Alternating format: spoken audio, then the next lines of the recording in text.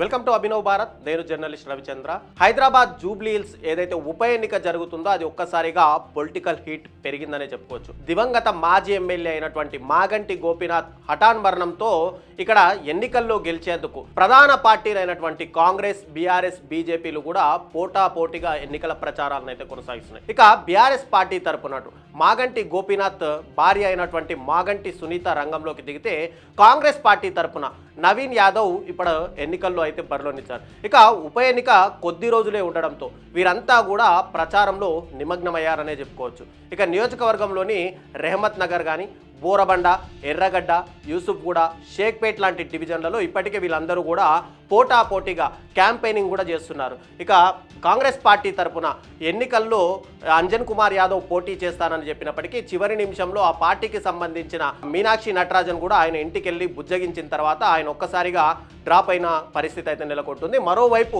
ఇక్కడ కాంగ్రెస్ పార్టీ ఎన్నికల్లో ఇచ్చినటువంటి హామీలను నెరవేర్చలేదు అనే ఉద్దేశంతో చాలా వరకు కూడా స్వతంత్ర అభ్యర్థులు తమ నామినేషన్ వేయడానికి ఇప్పటికే రంగం సిద్ధం చేసుకున్నట్టు కూడా ఒక ప్రచారం అయితే నడుస్తుంది. ఏదైతే హైదరాబాద్లో ఉన్నటువంటి హాట్ సీట్గా చెప్పుకోవచ్చు జూబ్లీ హిల్స్ అనేది. ఇక్కడ సినీ ప్రముఖులతో పాటు చాలామంది సెలబ్రిటీలు కూడా ఇక్కడ నివసిస్తుంటారు. కాబట్టి ఈ ఎన్నికల్లో ఎలాగైనా గెలవాలని చెప్పి అన్ని పార్టీలు కూడా సమాయత్తం అవుతున్నాయి. ఇక నియోజకవర్గం వ్యాప్తంగా చూసుకుంటే కనుక బీసీలు, ముస్లింలు అధిక శాతం ఉండడంతో ఈ ఉప ఎన్నిక ఫలితాలను ఎక్కువగా వీళ్ళే నిర్ణయించే అవకాశాలు ఉన్నాయి. ఇక నియోజకవర్గంలో ఓటర్లలో అధిక శాతం బీసీలు, ముస్లిం ఉండడంతో ఎవరి ఓట్లు ఎవరికి ఎక్కువ పడతాయి, వాళ్ళే గెలుపొందే అవకాశాలు కూడా ఉన్నాయి. దీంతో అన్ని రాజకీయ పార్టీలు కూడా ఈ రెండు వర్గాల యొక్క ఆదరణ పొందేందుకు ఇప్పటికే నిమగ్నమయ్యాయని చెప్పుకోవచ్చు. ఉదయం నుంచి రాత్రి వరకు కూడా ఇంటింటికి వెళ్ళి ప్రచారాలు నిర్వహిస్తున్నారు. తమ ఓటు వేసి ఆశీర్వదించాలని చెప్పి ఇక్కడే నాయకులు కూడాతో పాటు ఇటు క్యాండిడేట్లు కూడా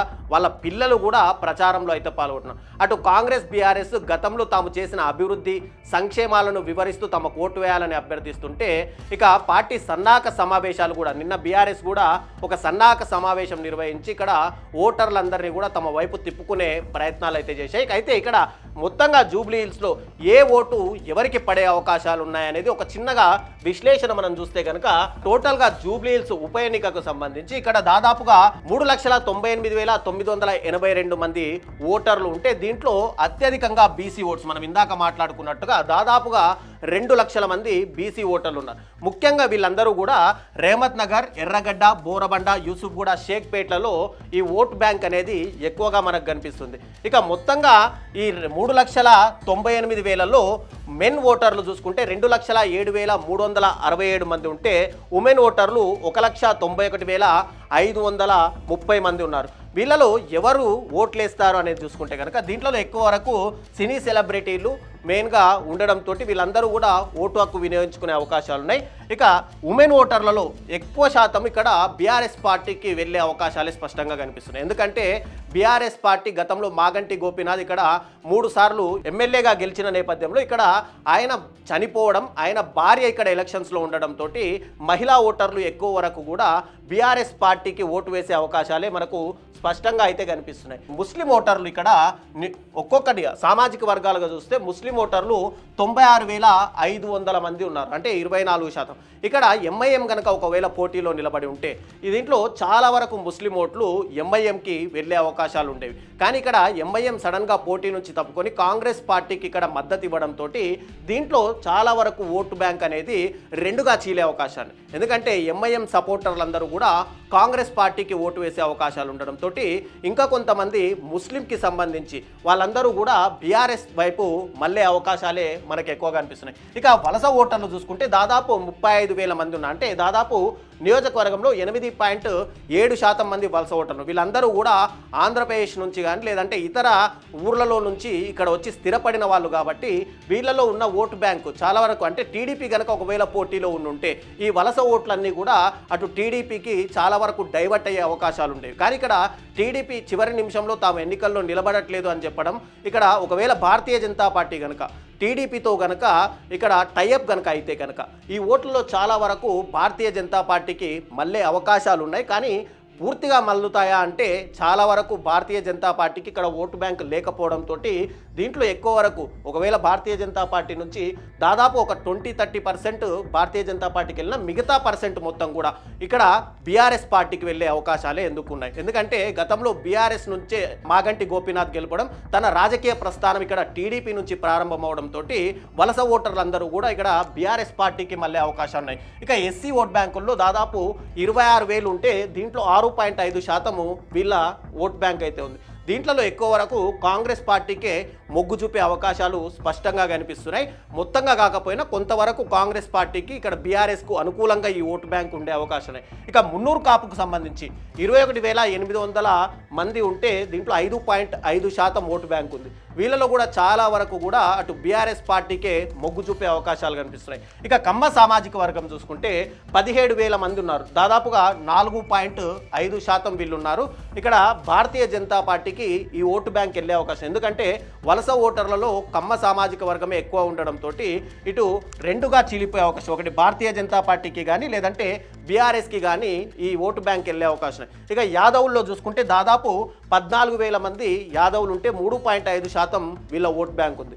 ఈ ఓటు బ్యాంక్ మొత్తం కూడా ఎక్కువగా కాంగ్రెస్ పార్టీకి వెళ్ళే అవకాశాలు ఉన్నాయి ఇక్కడ. ఎందుకంటే నవీన్ కుమార్ యాదవ్ కూడా పోటీ చేస్తుండడంతో ఇక్కడ ఆయన సామాజిక వర్గమే కాబట్టి దీంట్లో చాలా వరకు ఓటు బ్యాంక్ కూడా నవీన్ యాదవ్కే పడే అవకాశాలు ఉన్నాయి. ఇక క్రిస్టియన్లుగా కూడా 10,000 మంది ఓటు బ్యాంక్ ఉండడంతో ఇందులో భారతీయ జనతా పార్టీకి ఇందులో ఓటు బ్యాంకు వెళ్ళే అవకాశాలు చాలా తక్కువ వరకే ఉంటాయి. ఇక నెక్స్ట్గా ఏజ్ వైజ్గా చూసుకుంటే 18 నుంచి 19 సంవత్సరాల ఏజ్ వాళ్ళు 12,380 మంది ఉంటే దీంట్లో 3.10% వీళ్ళ ఓటు బ్యాంక్ అయితే ఉంది. వీళ్ళందరూ కూడా కొత్తగా ఈసారి మొదటిసారి ఓటేసే అవకాశాలు ఉండడంతో వీళ్ళందరూ కూడా మరి కాంగ్రెస్ పార్టీకి మొగ్గు చూపుతారా బీఆర్ఎస్ పార్టీకి, ఎందుకంటే ఇద్దరు కూడా అటు కేటీఆర్ నియోజకవర్గంలో విస్తృత స్థాయి పర్యటనలు చేస్తున్నారు. ఒకవైపు ఐటీని మొత్తంగా ఐటీ ఎస్టాబ్లిష్ చేస్తున్నాము అని చెప్పి బీఆర్ఎస్ పార్టీ చెప్పుకుంటూ వచ్చింది కాబట్టి కేటీఆర్ చరిష్మా తోటి ఓటు బ్యాంకు బీఆర్ఎస్కి వెళ్తుందా, లేదంటే నవీన్ యాదవ్ కూడా ఒక యువకుడు కాబట్టి ఆయనకు ఒక అవకాశం ఇవ్వాలి అనే ఉద్దేశంతో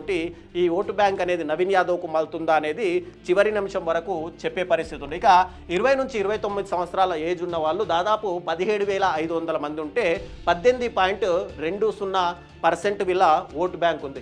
వీళ్ళలో కూడా చాలా వరకు ఇటు బీఆర్ఎస్ పార్టీకే మగ్గే అవకాశాలు అయితే కనిపిస్తున్నాయి. ఎందుకంటే గతంలో ఏదైతే ఇప్పుడు కాంగ్రెస్ పార్టీ అధికారంలోకి వచ్చి నిరుద్యోగులకు ఉద్యోగ అవకాశాలు ఇస్తాము, వాళ్ళందరికీ కూడా నిరుద్యోగ భృతి ఇస్తాము అని చెప్పినా కూడా ఇప్పటి వరకు ఆ హామీని కాంగ్రెస్ పార్టీ నిలబెట్టుకోలేదు. కాబట్టి దీంట్లో చాలా వరకు ఉద్యోగాల కోసం వెయిట్ చేస్తున్న వాళ్ళే ఉంటారు. కాబట్టి వీళ్ళందరూ కూడా కాంగ్రెస్ పార్టీ మీద వాళ్ళ ప్రతీకారం తీర్చుకునే ఉద్దేశంతో వీళ్ళంతా కూడా బీఆర్ఎస్ పార్టీ వైపే ఎక్కువగా మొగ్గు చూపే అవకాశం ఉన్నాయి. ఇక 30 నుంచి 39 సంవత్సరాల ఏజ్ ఉన్న వాళ్ళు 96,815 మంది ఉన్నారు. దీంట్లో 24.30% ఓట్ బ్యాంకుగా అయితే చెప్పుకోవచ్చు. వీళ్ళలో కూడా చాలా వరకు బీఆర్ఎస్ వైపే మొగ్గు చూపే అవకాశాలు అయితే మనకు స్పష్టంగా కనిపిస్తున్నాయి. ఇక ఏజ్ 40 నుంచి 49 ఏజ్ వాళ్ళు 87,492 అంటే దాదాపుగా 21.90% వాళ్ళు వీళ్ళున్నారు.